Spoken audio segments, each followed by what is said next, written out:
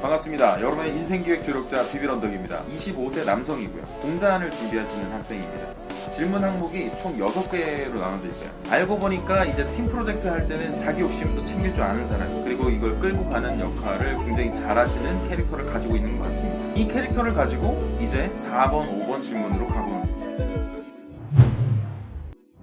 자, 4번 질문은 사회활동 경험 시 이제 갈등 해결 사례를 적어라 라는 부분이었어요. 일단 읽어보겠습니다. 자, 저는 청소년들을 위한 멘토링 프로그램에 1년간 참여했습니다. 저도 청소년 시절에 제 고민을 털어놓지 못하고 혼자 석을 썩였던 적이 있었기 때문에 저와 비슷한 경험을 겪었던 청소년에게 다가가는 것에 자신이 있었습니다. 그러나 처음 멘티로 만났던 여학생 앞에서 오히려 우물쭈물하는 제 모습을 발견했습니다. 멘티는 모든 것에 목표와 흥미가 없었고 그냥 놀고만 싶은 친구였습니다. 그런 멘티에게 방향을 제시해주는 것은 어려웠습니다. 오히려 제가 다가가려 할수록 더 멀어지며 멘토링 프로그램이 불편해지기도 했습니다. 처음엔 멘토링 프로그램의 취지와 활동을 인지시키는 것이 먼저라고 생각했습니다. 할 수 있다, 해야 한다는 이야기를 반복하며 프로그램을 끝내보자고 독려했습니다. 하지만 멘티의 흥미를 살리는 데에는 역부족이었습니다. 한참을 고민하다 똑같은 매뉴얼이라도 사람과 상황에 따라 신중하게 접근해야 한다는 것을 깨달았습니다. 그래서 멘티를 파악하기 위해 활동이 끝나고 편지를 적는 것을 제안했습니다. 처음에는 짧은 이야기로 시작했지만 대화가 길어지고 더 가까워지며 멘티를 파악하는 데 큰 도움이 됐습니다. 대신에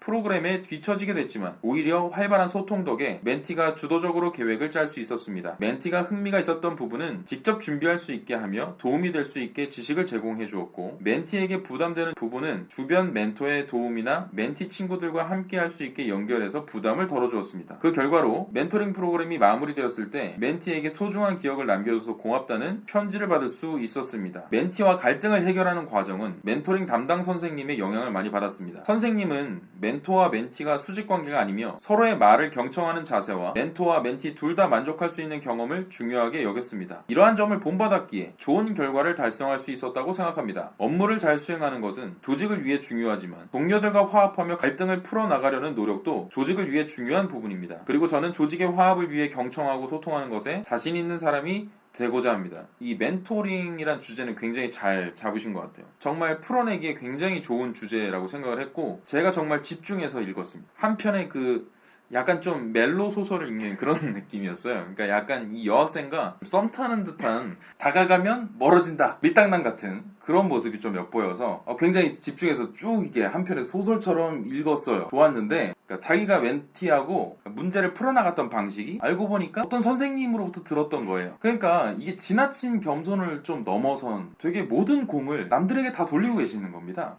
갑자기 선생님이 등장하는 때부터 흥미를 잃었어요. 그리고 어떤 멘토링 프로그램을 통해서 만난 것인지도 잘 모르겠고, 그 만난 멘티 여학생이 어떤 특성 때문에 본인과 매칭이 되었는지에 대한 과정도 전혀 나와 있지 않습니다. 이 주인공에 대한 캐릭터가 전혀 나와 있지 않는, 그래서 어떤 소설을 중간부터 읽고 있다는 느낌. 그리고 이 문단에서는 결론적으로는 내 주장을 펼치기 전에 어떤 상대방의 입장과 속도, 관심 정도를 먼저 파악하려는 노력이 필요했다. 그리고 그것을 이뤄냈다. 이런 식으로 정리를 하면 좋을 것 같은데요. 네, 전반적인 흐름을 봐도 그렇게 마무리를 짓는 것이 굉장히 자연스럽겠죠. 자, 그래서 이 질문 항목이 어떻게 바뀌었는지 제가 읽어드리도록 하겠습니다. 일단 주제 문구는 경청으로 일궈낸 멘티의 성장이라고 잡으셨어요. 이 히스토리를 한 문장으로 담고 있는데, 1년간 어떤 청소년들을 위한 멘토링을 진행했습니다. 요건 이제 본인이 더 잘 아실 테니까 좀 채워 넣으셨으면 좋겠어요. 어떤 성향을 가졌는지 그냥 간략하게만, 과거 저 역시도 고민을 털어놓을 데가 없어 속상했던 기억을 가지고 있었기 때문에 도움을 줄 수 있을 거라 자신했습니다. 자, 그러나 멘티로 만난 여학생과의 소통은 첫 시작부터 어려움을 겪었습니다. 생각했던 것과는 달리 어떠한 목표도 가지고 있지 않았고 멘토링 프로그램 자체에 관심이 없었기 때문입니다. 제가 다가가려 할수록 관계는 더욱 불편해질 뿐이었습니다. 무슨 일도 해낼 수 있다, 해야만 한다 라고 수없이 독려했지만 멘티 여학생의 마음을 여는 일은 역부족이었습니다. 한참을 고민하던 저는 마침내 학생의 이야기에 먼저 귀 기울이자는 결론을 내렸습니다. 그러니까 내가 뭔가 액션을 했는지, 어떤 액션을 했는지를 드러내줘야 됩니다. 내가 스스로 생각해서 내린 결정이고 행동이다 라는 거를 드러내주고자 문장을 좀 더 넣으신 거죠. 네네. 자, 그래서 지금껏 학생의 이야기를 듣기보다 저의 주장을 상대방을 설득하기에 바빴던 겁니다. 저는 우선 서로 편지를 쓰자고 제안했습니다. 짧은 이야기로 시작된 손편지 대화는 점차 긴 이야기로 발전했고 멘티 여학생은 조심스럽게 마음의 문을 열기 시작했습니다. 비록 프로그램 과정이 뒤처지긴 했지만 멘티는 스스로 계획을 짜는 수준까지 성장했습니다. 최대한 필요한 정보를 제공해 주었고 주변 멘토의 도움을 구하거나 멘티 친구들과 함께 정보를 공유할 수 있도록 배려했습니다. 멘토링 프로그램이 끝난 뒤 소중한 기억을 남겨줘서 고맙다는 내용이 담긴 장문의 편지를 받고 얼마나 뿌듯했는지 모릅니다. 좀 부족하다고 느껴졌던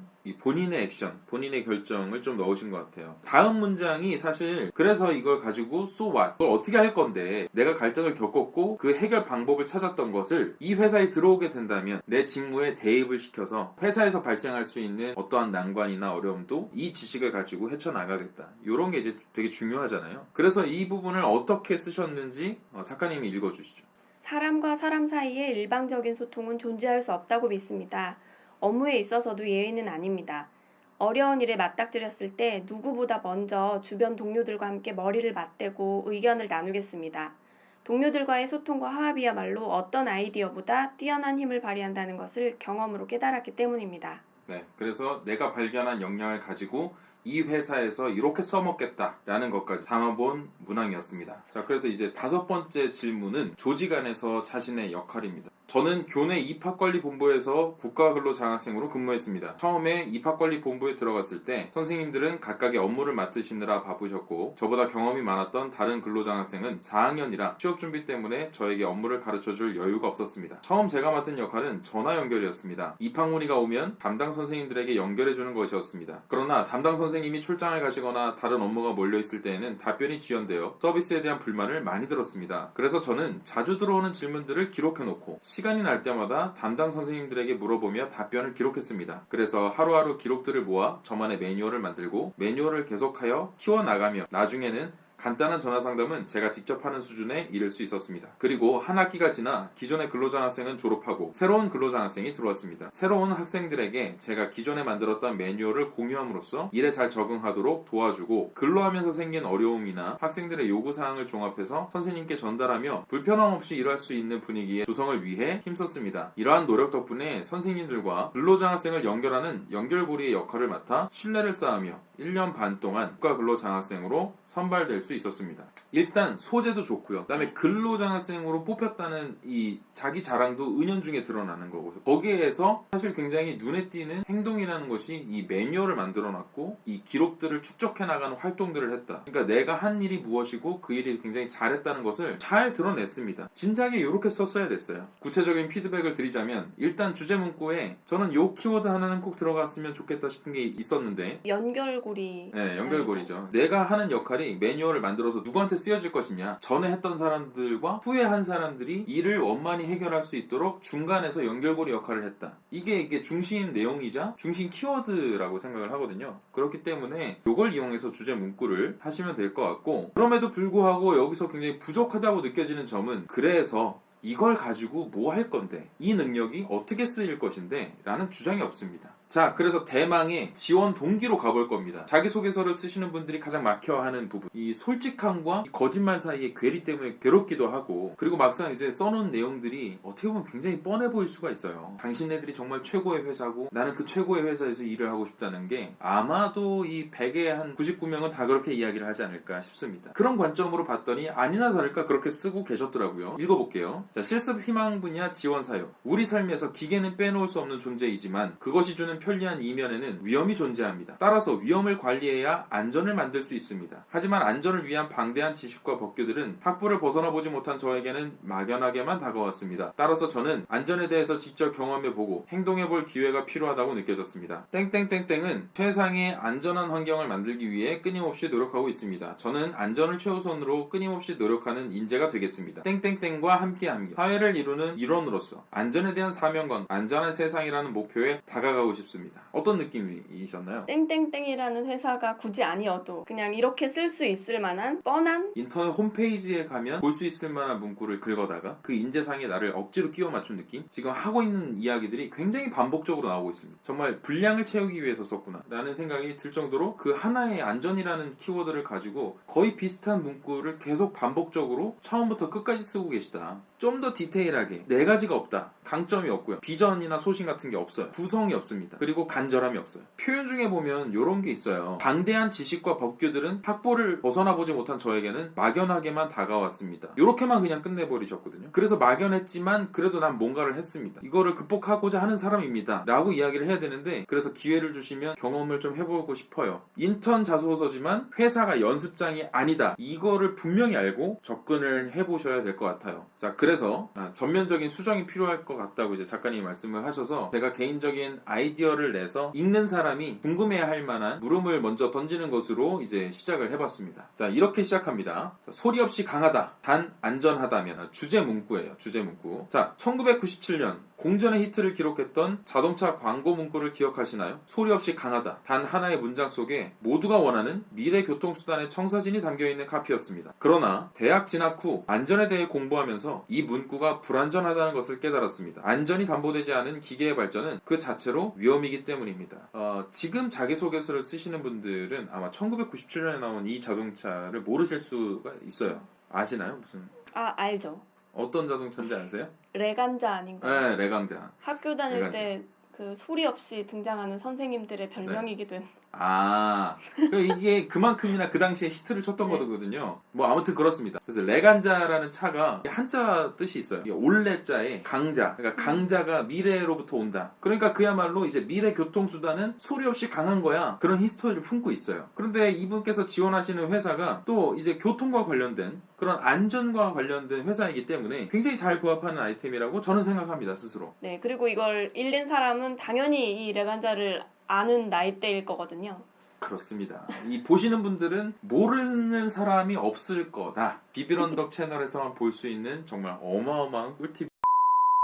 다음 문단. 지난 4년간 오로지 기계 안전에 대해서 생각했습니다. 하지만 실무에 적용시켜보거나 몸소 체험할 기회가 없어 궁금한 것 투성입니다. 부족하지만 그래도 알아가고 싶은 놈이에요 라는 걸 확실하게 드러내는 거죠. 자, 땡땡땡땡이라면 더 많은 것을 배우고 함께 성장할 수 있는 파트너라고 확신합니다. 땡땡땡땡에서 기계 안전 분야 전문가를 향한 첫 발을 내딛고 싶습니다. 라고 이제 강력히 이야기를 하는 겁니다. 그러니까 첫 문단에서는 궁금증을 자아낼 만한 강력한 요소, 소신을 가지고 있는 사람이고 학교 때 배운 내용을 가지고 접목을 이제 시켜볼 것이다. 이렇게 이제 마무리를 짓고 있는 그런 내용이었습니다. 자, 어떻게 보셨습니까? 이제 자기소개서를 실제로 첨삭을 해봤고 오늘 한 내용만 가지고도 굉장히 좋은 포인트를 몇 가지 발견을 할 수가 있습니다. 일단 팩트로 쓸 수 있는 내용, 누가 봐도 이거는 당연히 써야 되는 내용, 그런 질문 항목부터 채워나가십시오. 그 안에서 발견된 본인의 캐릭터, 본인의 강점을 가지고 주장과 소신이 들어가야 되는 문항으로 옮겨가시면 됩니다. 막상 써보면 자기도 몰랐던 자신의 캐릭터가 나오기 마련이거든요. 주제 문구를 이제 또 쓰시는 거예요. 주제 문구를 핵심적으로 정리를 하시는 건데 자신이 쓴 문장 중에서 하나만 남기고 나머지를 다 지운다고 생각을 해보세요. 그러면 어떤 문장을 남기게 될지 그러면 조금 명확해지고요. 그리고 각 문항별로 자기가 드러낼 수 있는 강점이나 역량 이런 게 드러나야 되는데 그 핵심 문구에 담겨 있으면 좋아요. 그 자소서 항목 중에 활동 경험이나 이수 과목이나 이런 걸 물어보는 건 그거 자체가 궁금해서 물어보는 게 아니거든요. 그걸 통해서 내가 어떤 걸 배웠고 어떤 걸 발휘할 수 있는지를 잘 정리를 해보시면 좋겠습니다. 자, 그리고 갈등 극복 사례, 그러니까 어려운 일을 극복했던 사례를 물어보는 이유는 조직에 얼마나 융화될 수 있느냐를 물어보는 것이고 조직 내에서의 성과를 창출하는 게 가장 중요한 핵심이고 가장 지금 신입사원들한테 바라는 모습이거든요. 그러니까 여기를 그런 방향으로 쓰셔야 됩니다. 이 회사에서 나는 고난이 닥치고 어려움이 닥쳤을 때 과거의 경험에 비춰본 나의 모습을 가지고 그를 토대로 헤쳐나가겠습니다. 조직 내에서 말이죠. 이런 식으로 이제 써야 된다는 거예요. 자, 오늘 방송은 여기서 마치겠습니다. 취업 힘내십시오. 여러분, 할 수 있다잉. 이따이.